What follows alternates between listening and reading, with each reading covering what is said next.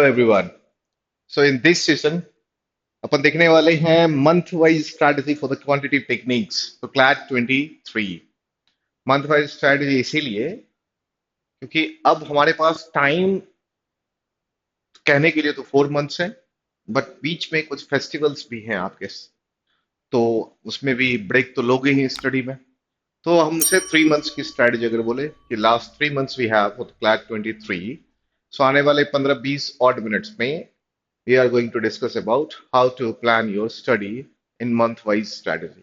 अगस्त में हमें क्या करना चाहिए, what we have to do in September, October and November. दिसंबर में 18 दिसंबर के डेट के हिसाब से हमने दिसंबर को ज्यादा अपने इस टारगेट में रखा नहीं है। वो 18 डेज अपन बाद में डिस्कस कर लेंगे कि what we have will beneficial for us, कि उसके साथ अपन को प्रैक्टिस करनी चाहिए या फिर किस तरह से उसको अपन उसको बॉन्ड करें।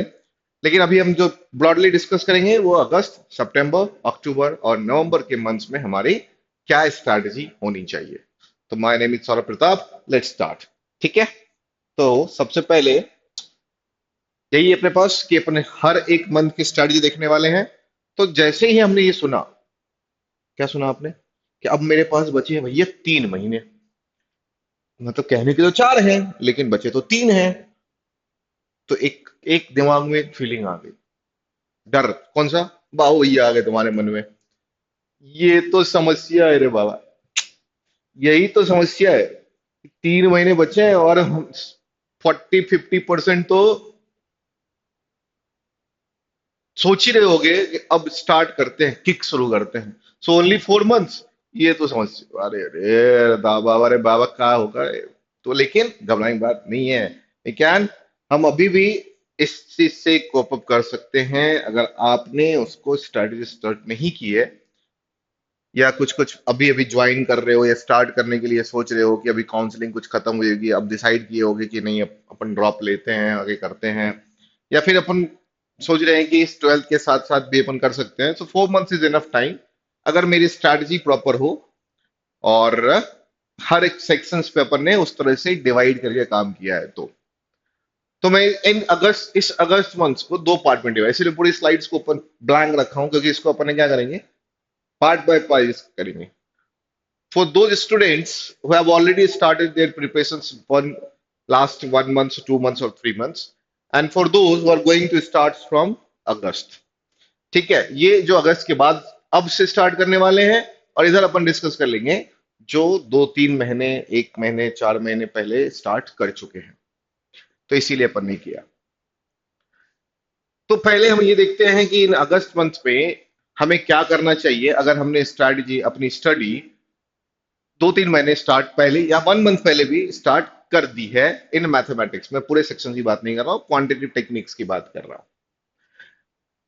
कंप्लीट रिवीजन किसका? बोले जितना पढ़े हो उतने का, ज्यादा नहीं है कि जितना अपन नहीं पढ़े हैं। मतलब मुझे अब ऐसा नहीं करना है कि पहले हम सारे थ्योरी को पढ़े फिर उसके क्वेश्चंस लगाएं फिर एक ही बार रिवाइज करेंगे, नहीं। अब हमें पैरेलल वे में चलना होगा। तो मानो आपने अभी तक 3 चैप्टर्स पढ़े हैं, 4 चैप्टर्स पढ़े हैं, you have study 5 chapters, do revise your those concepts, approach, methods, and start practice of data interpretation, yani passage based questions based on that particular chapters. Let's say I have completed, let's say percentage, तो 15-20 minutes हम daily basis पे percentage की theory cover करने के बाद उनके ऊपर के चैप्टर स्पेसिफिक डीआई को लगाना स्टार्ट कर देंगे। जो अब स्टार्ट करने जा रहे हैं उनके लिए भी देरी नहीं है, वो पैरेलल वे में काम करते हुए चलेंगे, क्योंकि हमें अगले महीने तक September October month, last to last October तक जो पहले स्टार्ट कर चुके थे उनके साथ आ जाना है। तो इनके साथ तो पहले चला चुका चुका, तो अभी हम स्टार्ट कर रहे हैं, तो हम क्या करेंगे, अभी इसमें पैरेलली काम करेंगे। मतलब लेट्स से कि अगर आपने परसेंट के चैप्टर को आज पढ़ा, आपके साथ आपकी फैकल्टी ने आज परसेंटेज के चैप्टर को डिस्कस किया, आप घर जाके अपने टाइम ड्यूरेशन को इस तरह से डिवाइड करेंगे कि 30% on the concept part and 70% on the practice part. जितना भी टाइम मैथ्स में दे रहे हैं, 60 minutes, 90 minutes. So 30% कंसेप्चुअल्स, 100 questions, and 70% आपका टाइम ड्यूरेशन मैथमेटिक्स का किस पे होना चाहिए, उस चैप्टर स्पेसिफिक की डीआई पे। ठीक है, ये हमारे अगस्त मंथ की पूरी स्ट्रेटजी होनी चाहिए। एंड कोशिश करेंगे, अपन ट्राई करेंगे in the next month, on September and तक हमारे सारे थ्योरी वाले पार्ट्स कवर्ड हो जाए। मतलब जो चैप्टर क्लैट के लिए स्पेसिफाइड है, यानी जिस पे हम डेटा इंटरप्रिटेशन क्रिएट किया जा सकता है, जिस पे डीआई पूछी जा सकती है, वैसे सारे अरिथमेटिक चैप्टर जिस पे डीआई क्रिएट करके आपसे डिस्कस पूछा जा सकता है पेपर में, वो सारे chapter by the end of September उनके कंसेप्ट क्लियर हो जाने चाहिए। मैं ये नहीं कर रहा उस पर आप करोड़ों क्वेश्चन लगा लो, doesn't matter, types of questions हम लगाएंगे। और कंसेप्ट्स की बात कर रहे हैं, थॉरोली उसके कंसेप्ट हमारे क्लियर हो जाने चाहिए। थ्योरी इसलिए लिखा है क्योंकि मैथमेटिक्स में थ्योरी ज्यादा नहीं होती, क्योंकि अगर मेरे थ्योरी सितंबर के आगे कंटिन्यू रहता है तो मेरे पास वक्त बहुत कम बच जाएगा, और उसके बाद आपको एक तरह से प्रेशर फील करोगे यहाँ पे। ठीक है, तो 300 बोलता है ना प्रेशर कुकर नहीं है, तो प्रेशर नहीं, उसको स्ट्रेटजी वाइज टाइम डिवाइड करते हुए आगे बढ़ने का। तो bye the end of September CLAT specific इतनी डीआई है। अब कुछ चैप्टर ऐसे होते हैं जिनके बेसिस पे डेटा इंटरप्रिटेशन फॉर्मेशंस उतना आसान नहीं है, वो चैप्टर हम आपके साथ डिस्कस करते ही हैं। तो उस केस में अदर लॉ एंट्रेंस में वैसे चैप्टर मानो पूछे जाते हैं। तो अदर लॉ एंट्रेंस के बारे में अभी तक कोई इंफॉर्मेशन नहीं है, नोटिफिकेशन नहीं है कि वो भी दिसंबर में होने वाला है। We have ample amount of time after CLAT, as per the notification release by consortium, the CLAT is on 18 दिसंबर। उसके बाद भी हमारे पास काफी टाइम है। मानो अप्रैल में भी लिया ऑडिट के कोई पेपर्स, मई में लिया, तो तब भी मेरे पास 4 मंथ्स का इनफ टाइम है, तो हम उन चैप्टर्स को तब कवर करेंगे। अभी मत पढ़ो भीड़ में कि हमको सब पढ़ना है, ना मनना ना, नक्को रे। अभी वो करो कि हमें क्या करना है, क्लैट स्पेसिफिक चैप्टर्स को फोकस करना है, यानी जिसपे हमें डीआई कवर करनी है। और वो चीजें हमें कौन कराएगा, वो उस चीज की प्रैक्टिस के लिए जो थ्योरी की रिक्वायरमेंट होगी, जो approach calculations methods technique requirement होगी, वो बाय द एंड ऑफ सितंबर we have to cover that. तो आपके पास अगर मैं ब्रॉडली बोलूं तो 2 महीने हैं। अगस्त, आज की डेट होगी 13th, तो you have 18 days more, and whole September 30 days. Festivals mostly October में है, फुल ऑफ अक्टूबर।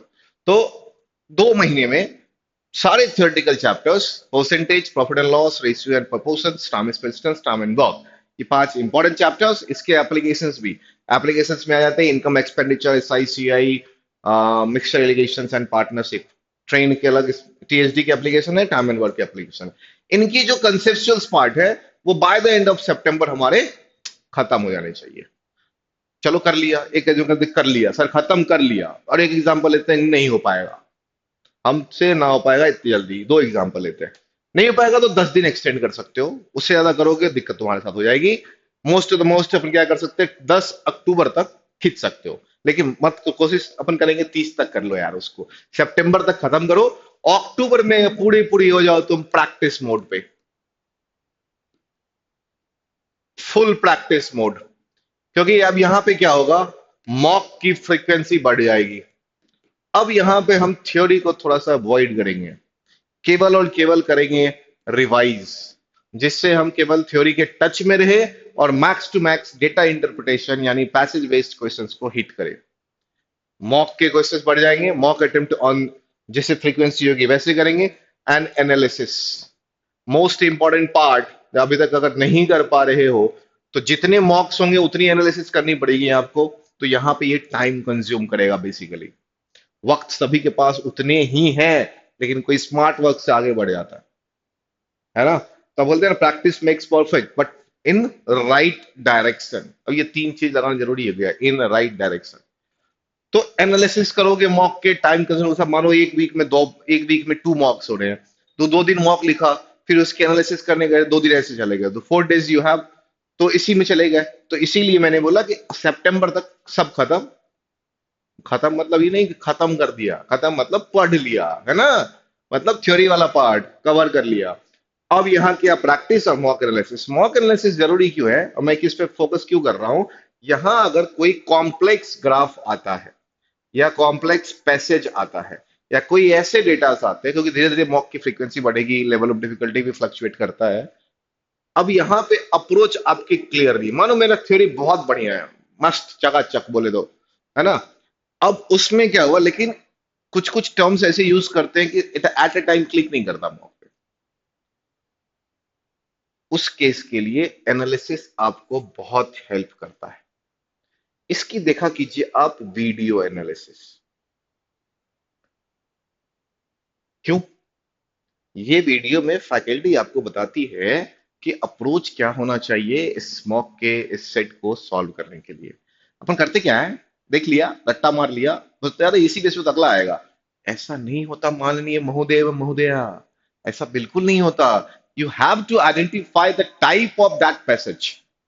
आप अपने हिसाब से उसे नोट करें, this type of passage, this types of solution, correlate करके उसको रखने का। तो यहां पर ये टाइम कंज्यूम करेगा। So only practice practice practice and revise. चलो ठीक है, मान लिया सर, ये आपकी बात एक दिमाग में ये बात भी आपकी मान ली।